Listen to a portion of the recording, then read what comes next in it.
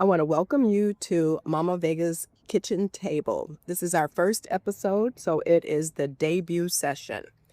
And on this episode, we're going to begin by talking about when life is messy, it starts with the schedule. So let us look at this. In this episode, we want to be discussing what happens, why many women feel overwhelmed before they even begin their business. When children, meals, sleep, errands, and business ideas are floating around with no order, the mind gets tired. Let's learn how a simple colored family schedule, self-care, and business blocks can bring relief, better sleep, and more focus. And this morning, I have some ladies with me, and they're going to share some of their stories as well as how they think this applies to their life and what can be done. So, ladies, I'm going to let you begin, and you can decide who wants to start. Good morning, everybody. You got it. Okay. All right. Good morning. I'm Monique Johnson. I don't mind saying my name. But yes, this hits home for me. I just texted Mama Vega last week. I texted her about a month ago, just outside of business things, just letting her know that I need some help. I need some help, and just getting a schedule and routine. Those were my exact words. Putting a schedule together, because I'm busy. I do a lot. I have kids. I have a 9 to 5. I'm a substitute teacher, but I do Instacart on the side. I'm out hustling, doing orders and deliveries. Kids are in all extracurricular activities, and I don't have a schedule. And I do know that it will greatly just bring order and focus to my life. I know I need to sit down, just focus, and really put some things on paper, and follow a schedule, because everything's all over. Things don't get done. I'm tired. Like I said, I'm a single mom, so even scheduling dinner and what time for myself, what time we're gonna go to bed. I know that it's gonna bring just order to my life, because I can't keep going like this. I'm tired, by physically, mentally, emotionally, all the things. And so yeah, it's rough just going and doing. At this point, the extent of my schedule is just adding things on my calendar so I don't forget, set reminders, and that's really it. And yeah, I'm 40 plus, and yeah, like I said, that's not. I don't want to go the rest of my days just floating around, doing all the things, but not really with an order and a schedule. So yeah, I'm running on empty a lot of times, and I know I can't bring my full self to things, my full just everything, because I'm not on full. So I need some kind of order in place, and I know a simple schedule and routine, and sticking to it will definitely do it. So I'll just leave it at that for now. Um, my name is Visha, and a routine would help me a lot. In my later age, I have custody of my 3 grandchildren, so I'm starting all over again. So that put me in a position to where, what do I do now? Because I was already ready to go be me, and then now I'm starting all over again. And with them, I wanted to make sure that they had a schedule so that I can have time, because of the situation on how I received them. All of them are going through trauma. So each child needs a certain type of attention that I couldn't give them fully, because I'm running away from the situation by putting all this other stuff on my plate. I've been a hustler. I'm a street vendor. I sold fish. I sell my seasoning. I do crafting. I do a whole lot of stuff that I want to get out of my head and put it on paper, because I can't build anything without instructions. And I need something tangible in my hand that I can follow. step by step, because right now my mind is always running on the next big idea that drops in my head, and I need to focus them and condense them down into one and stick to one while still having time to care for myself. And that is the biggest issue, is I've never cared for myself. I ran, hustle, ran until my body would not allow me to move. And then when you're sitting by yourself and there's no longer any more things that's getting in your way, you're sitting there with all your thoughts and you don't know where to start. You don't know where to start. So that's basically what I need, and I told Mama Vega in the beginning, she was saying, we can start with just your business. You already have your business going. You have everything going. But I had to come back and tell her, look, I need a map. I need a schedule, because if my mind is cluttered, I can't think. Yeah.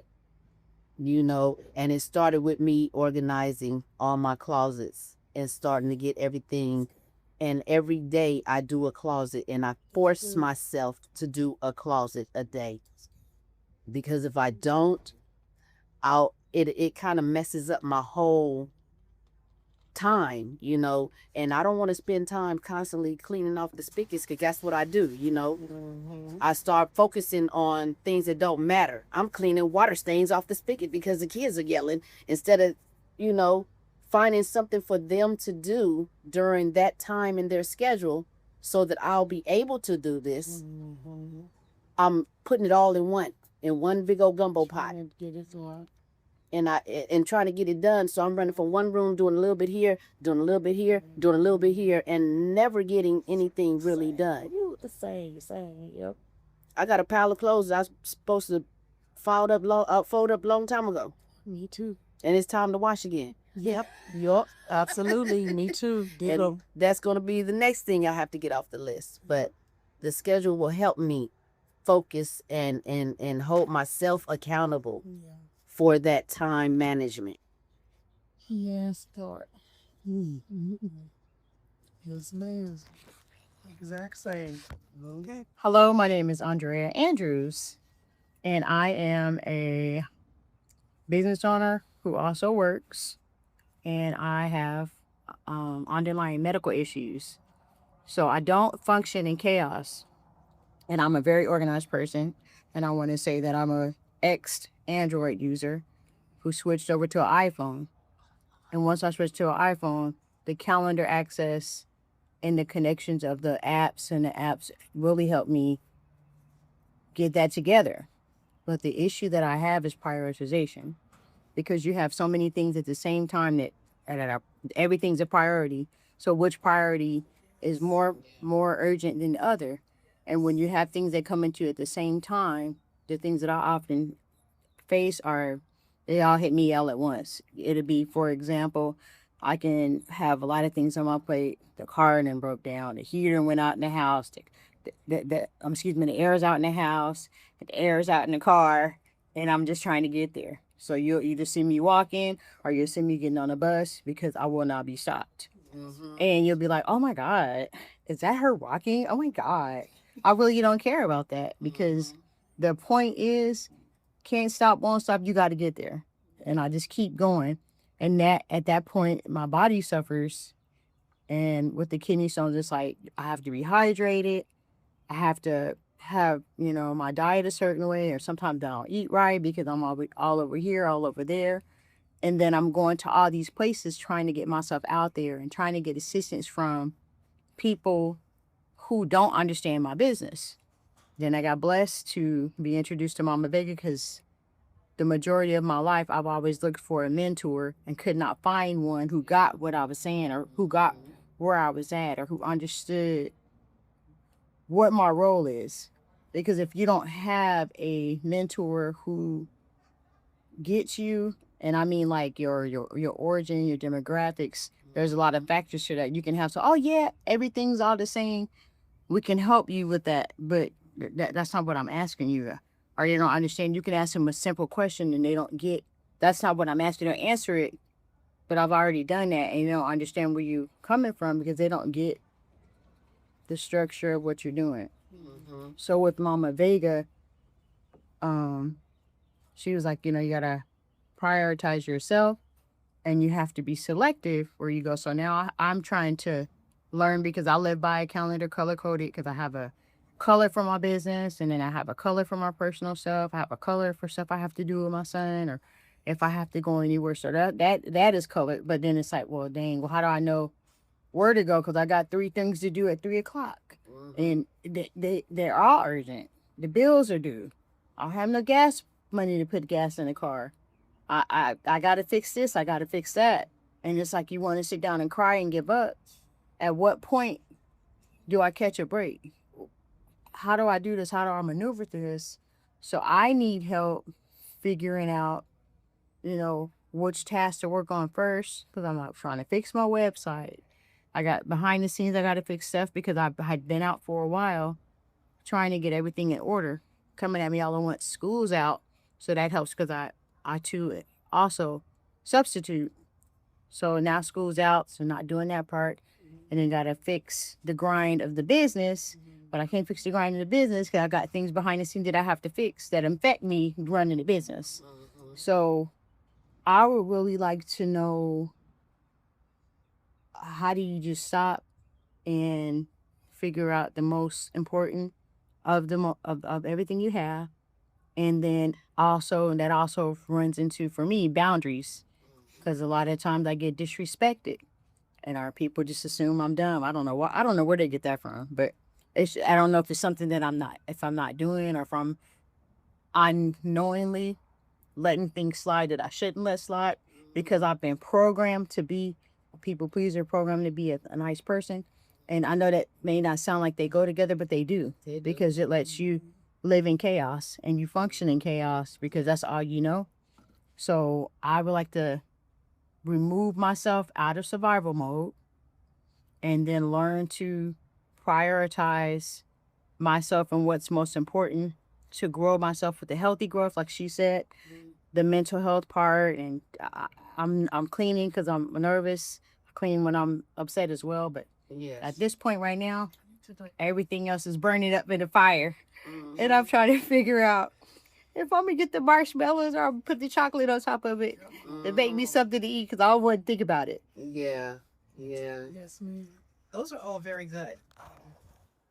And all of you here, you know, plus we have some more ladies who are not here, but all of you mentioned different things that I've suggested. And I'll go back to the first one, which is Monique. And I know I was trying to help her with the business and get started. And first she wanted to do one thing. And then she was like, no, I don't want to do that. I want to do this. So then I pointed out the cost of doing that. And then she was like, okay, well, I'll do this. And then she switched and said, okay, I'll do this. Then when I called her and said, okay, it's time for us to get started, she was like, I don't want to do any of it. I don't want to do any of it. I'm just fed up. I'm just not going to do any of it. And I was like, okay. I said, Monique, you're not going to give up. And she's like, I'm not going to meet. I said, yes, you are. You're going to meet with me, but what you got to meet with me about is creating a schedule. I said, I am not going to tell you got to do the business because mentally you can't do that. So we're going to go back and we're going to figure out a schedule for you.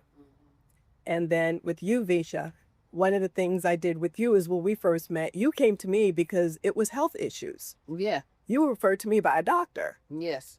And I told you, I said, I'm not going to work with your health because your mental, I said, your schedule is all discombobulated. And it was. And I said, and if I try to work with you on your health and it's not working, you're going to come back to me and say, who are you? It's not working. And you're going to be looking at me like it's my fault that it's not working, but I can't make it work because you're not working. And see, I appreciate that because I've been through quote unquote therapy, you know, and the biggest thing that I hated was that I disliked, that I did not like was, don't teach me from what you read.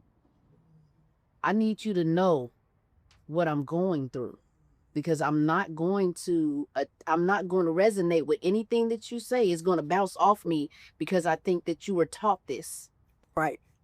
you know, but I can feel that we've all been through similar situations on either side of the coin, you Right. know. And myself included, Yeah. myself included, which is what I said to you, is I said, oh, I understand where you're coming from, but when you get referred to someone in your case for health, that's what they think that they're addressing the problem Mm-hmm. by talking about what the health issue is, but they're not addressing the problem, because the problem starts with what is your mental state. Yeah. And if your mental state is not there, because if you're trying to lose weight and you're not sleeping, your cortisol level is up. Yes. So the reason you're not sleeping is because in your case, you're looking like, how am I going to pay the next bills? And I'm trying to do this.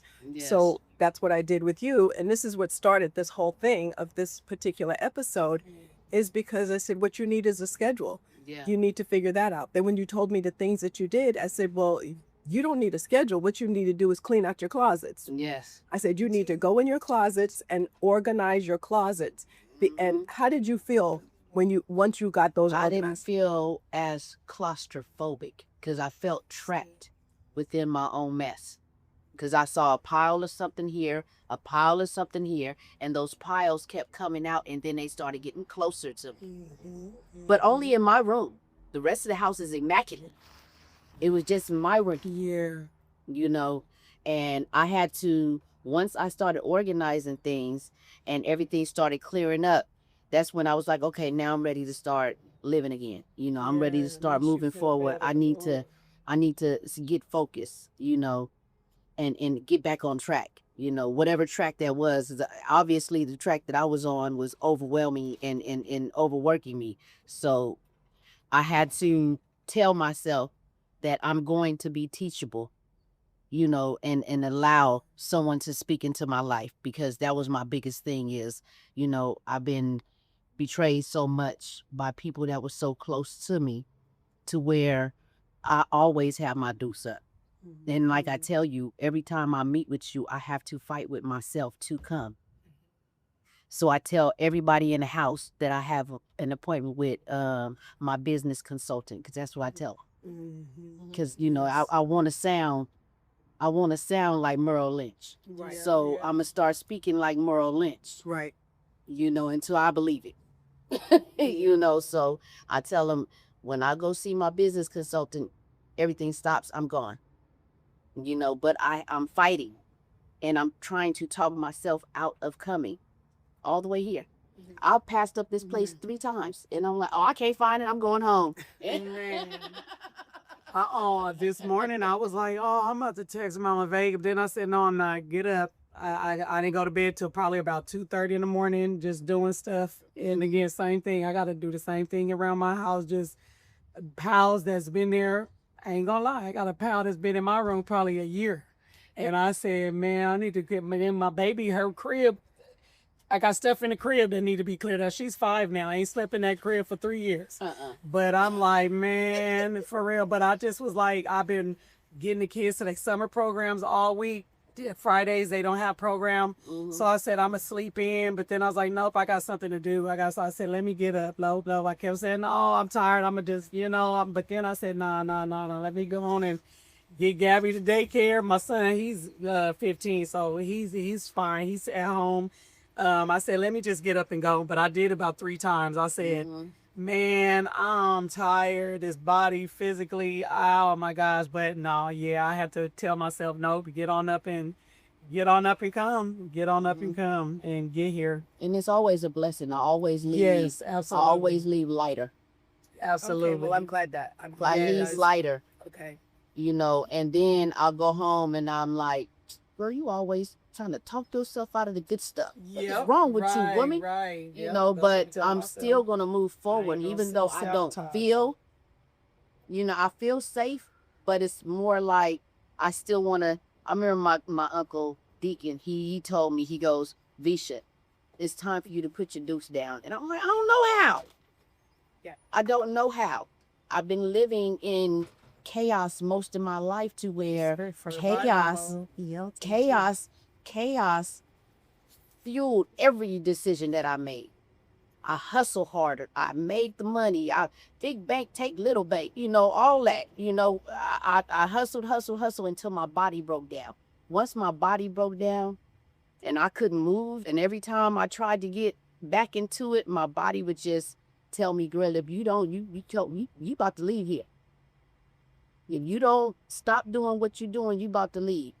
And then sitting, like I said, sitting with your own thoughts and doing your self-evaluation, and you start seeing the bad decisions that you made, and how, like you said, people think that you're dumb and you don't know. Do you know that they do me the same way? But then they come to me when they need something, like if their PG needs to get paid, if there's some relief. Do you know where the grants are? Do you know this? Do you know that? I got these court papers I need you to do. Then here I am thinking I'm showing unconditional love when you guys are looking at me like I'm boo-boo the fool, like I'm the big sucker. And I wonder why y'all was all around me. Y'all was all around me because you were eating off of me. And I didn't know that I was the golden goose. You're the golden goose. And that brings me to Andrea. And one of the things I had to do with her, or I chose to do, I didn't have to do it, but I chose to do, and is she's out there. And, people do know her just like you for food and that type of thing. But I asked her, I said, you're showing up to all these places and you're networking, or you think you're networking. I said, but how many of them have fed back to you? None. And I said, you go there and you were doing all that. And I said, now. And so at first, she fought me on it. She knows she did. She's like, well, but I still want to go. I still want to go. And I'm like, okay. And then when she would go, she'd come back and I'd say, oh, how many deals did you get? None. Okay. Then she would be going somewhere and go, oh, where are you going today? And then she heard that enough times. And then after she started thinking about it, she was like, I keep going. I said, how much is gas costing you? How much is your time? You showing up at all these places. Now, how much money did you bring back? But you're busy spending your gas, you're spending your time, and you're doing all this. But you're not coming home and bringing something back to what you need. And now what you're doing is you're undervaluing yourself. Yes. And that's what I want you guys to do. We can do the schedule, we can talk about that, but you need to value yourself. Like you said, you realized you were the golden goose, but it took all of that and you almost losing your life with health, a health issue, for you to realize that that was happening, because when you were down, nobody showed up.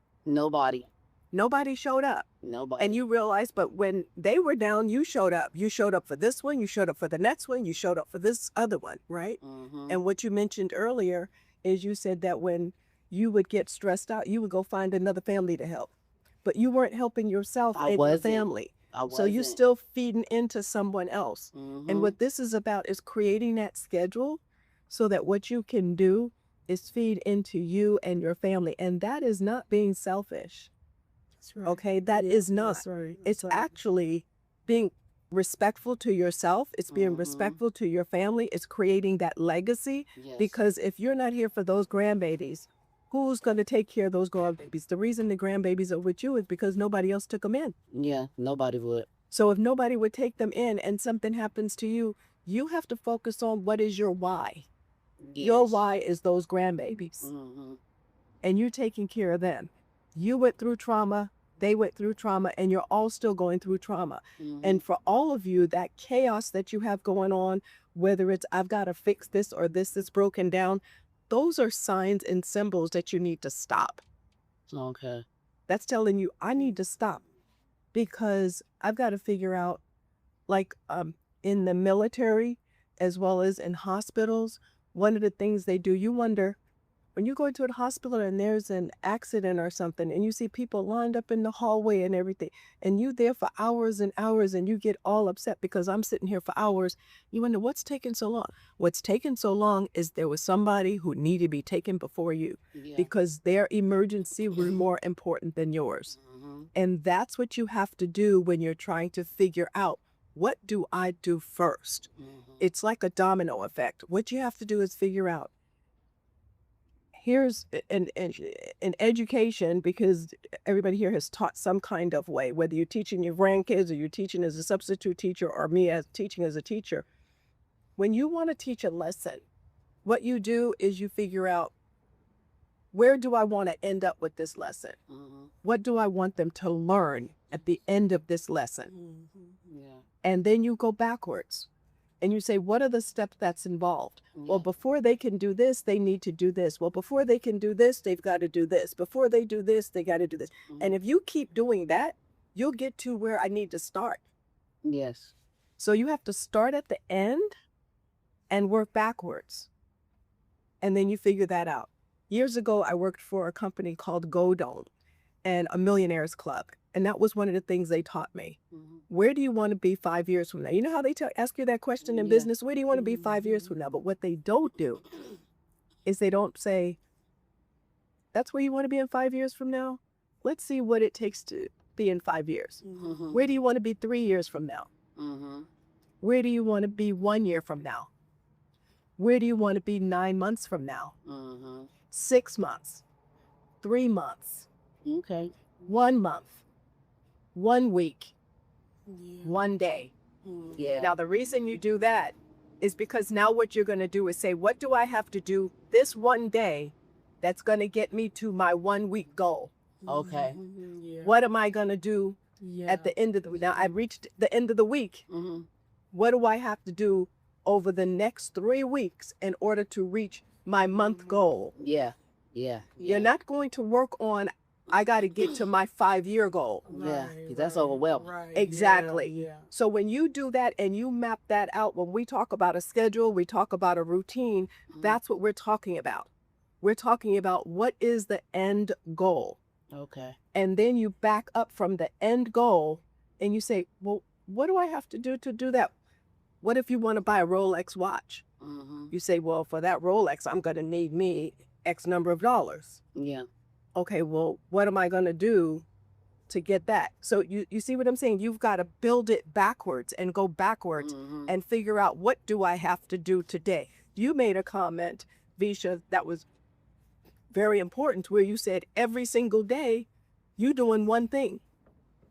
That's also the Japanese way. You do one thing. Something every day. And what I hear you all saying is you touch something more than one time. Yes. And the Japanese way is you touch it once.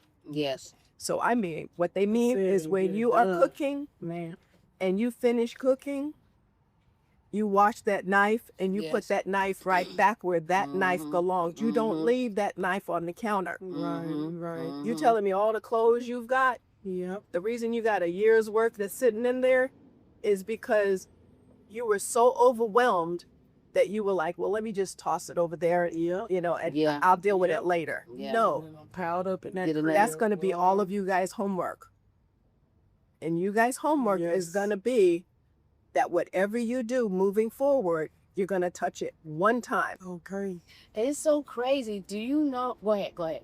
Well, I wanted, like when you said that, what I wanted to piggyback on was Venetia. Venetia, what she had said about the pals in her room. My house is immaculate, but my area is pure chaos. I got piles of junk mail, and then I have the things that I have to go through that I haven't had a chance to go through, papers I need to get rid of, and it's just unreal. But the house is clean. Right. I'm OCD. Yes. But why is it that we neglect ourselves? What is it that we have that we can give to everybody else and we can see everything forward facing, but when it comes to us, Because we feel like we're being selfish. We've been conditioned to that. Yes. We've been conditioned to, think about the next person. How is that going to be? Yes. How are they going to feel? For example, if you can't make an appointment somewhere, right? What's the first word you say? What the first 2 words you say? If I can't make an appointment somewhere, I'm sorry. I'm sorry. And what do you always hear me say? You're not sorry. I say, You can't make it. exactly. I said, I'm not sorry. Yeah. Because once again, we were conditioned to that. Yeah. And she's heard me say it. I'm not sorry. I got something else I have to do. There's something else on my schedule. I'm not going to tell you I'm sorry because that's a lie. Yeah, because I'm not. Because I'm not sorry I can't be there. I have something else I have to do that is very important for me to get done. So I am not sorry. Yeah. So we have to condition ourselves with the words we use. The words we use also is also in our head, and that's the psychology. If you can't go to a party or something, I wish I could be there. Did you really want to go? No. You know what the response is? I have a conflict in my schedule. What was that you said? Something about free, but what do you say? I'm not free. When someone asked me, you know, are you free? I said, I'm never free, but I might be available. And there's a difference in that. Yeah, it is. Because a free is downplaying me of no value. People think when something is free, they don't value it. So I'm not going to say I'm free. I'm not free. I have value. I might be available. Let me check my schedule and see if I'm available at that time. My hairdresser just reached out. I just went and got my hair done. And just yesterday, and he texted me and he said, oh, I'm going to be out doing whatever he said he was going to do. Can you make an appointment for the end of July? Because I'm going to be gone and I won't be back until September. Wow. And my response was, no. I don't know what my schedule is for July, and I don't know my schedule for September. But more importantly, I'm not going to allow your schedule to dictate what my schedule is. Yes. I didn't say that last part, but Yeah. that's what was in my head. You know, so you want me now to look that part in advance. And then if something comes up and I choose not to go to that, you're going to look at me like I was a flake. I'd rather just tell you no now. And when my schedule opens up, when you are back, if I still need to come to you, or if I went to somebody else or whatever else I did, then I will do my schedule that way. But I'm not going to have your schedule dictate to what I'm going to do. That's what we do so often, is we allow someone else's schedule because we're trying to get somewhere, and their schedule is going to dictate to us when we show up. No. Because I have to decide if me going to there is going to be beneficial to me, my business, and what I have to do, or is it going to take me somewhere that I don't need to be, or if there's people that's going to be there that I don't feel like interacting with, but I'm going to go to make everybody else happy. No. We don't have to do that. But see, that's what we don't have to do. You making everybody else happy. Exactly what you just said, Monique. And see, I was like that with my family, because in our family, we weren't allowed to have outside friends, because here in Bakersfield, there's 200 and some odd of us. So we were, if you go somewhere, you go with your cousins. You're responsible for your cousins. You're responsible for all of these people. Well, during the time that I was, you know, living hotel to hotel, air mattress to whatever, you know, I had to cut off my family. I mean, cold turkey. And I went through withdrawals. I cried for a whole month because I've never been without them. And I didn't know how to function without all of them. But they are so toxic. And I was so addicted to the toxicity within the family. And my part in the family is, oh, if you need something, ask Visha. You need a place to stay, ask Visha.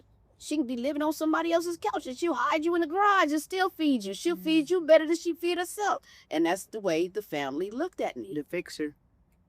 And I did not know that that's how they looked at me until after my baby passed. Once my baby passed and I put her, you know, we put her down, there was nobody around. Nobody. There was nobody around. My baby's been gone almost 3 years, and I could count on one hand how many family members came to check on me and my kids. And then when I asked, you know, why haven't you came and checked on me? You live around the corner. I was called a victim. And once I was called a victim, I was like, you know what? I've never been a victim in my life, because victims just bend over and just, you know, let the world do whatever they want to do to them. I get up and do something. all the time. It may not look pretty to you guys. And sometimes I may make a wrong decision, but at the end of the day, there's results, good or bad. You know, and I always hold myself accountable for my mistakes that I make, because I know that it's a learning lesson. I know that I'm in this hamster wheel for some reason. You know, thank God I held on to your pamphlet, because girl, let me tell you, I had a pamphlet for 4 months in my purse. That thing was so. Well, still, you still had it though. That's And I had moved it from my car into a drawer. And then I happened to be going through the drawer, and I said, "Oh, let me put this in my purse. I'm gonna call Mama Vega." And then a month later, I called her. Yeah. You know, but I had had her pamphlet for the longest, you know, and I think what made me run to her was I stopped taking those weight loss shots, and I didn't want, and I knew for a fact that I was going to pile back on the weight, because soon as I get depressed, I'm going to go see Hostess.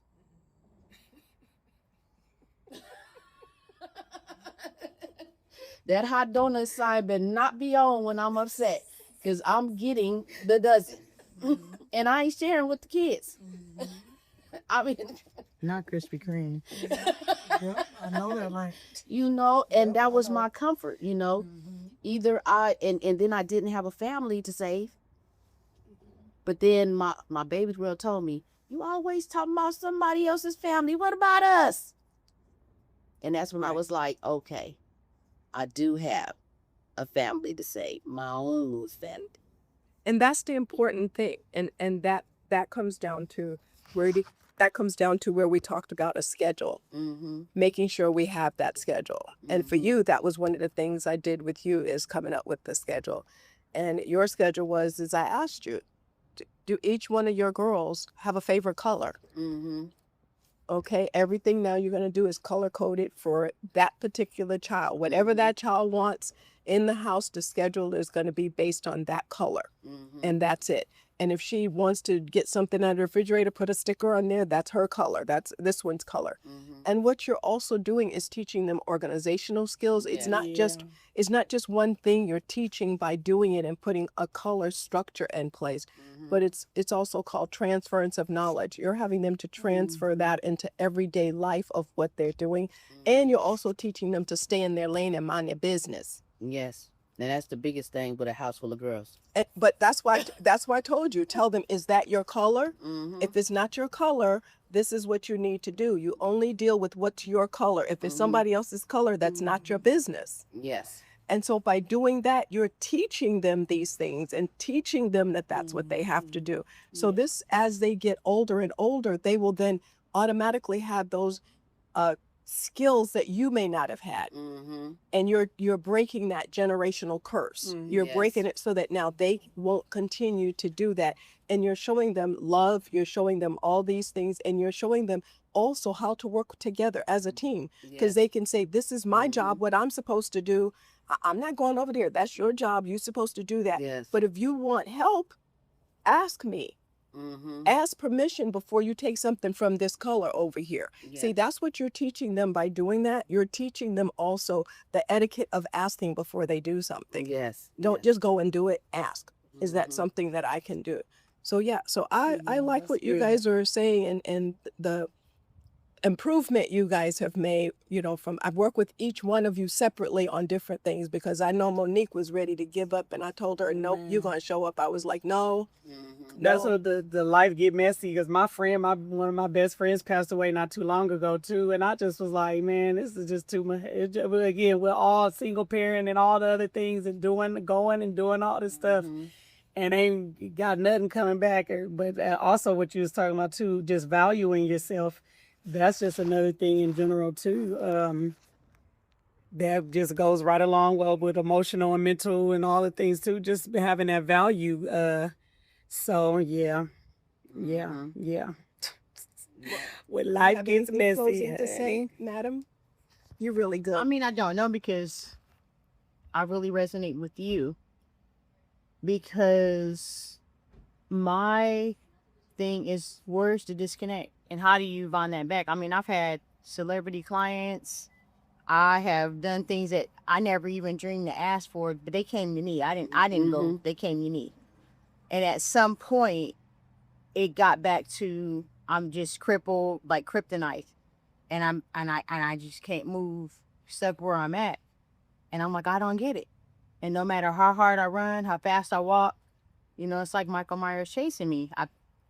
I'm running fast and rolling, and he right behind me. So if I could figure out how to break that chase and how to fix whatever is broken in there to get myself back to be valued, because I'm tired of people treating me like I'm invisible.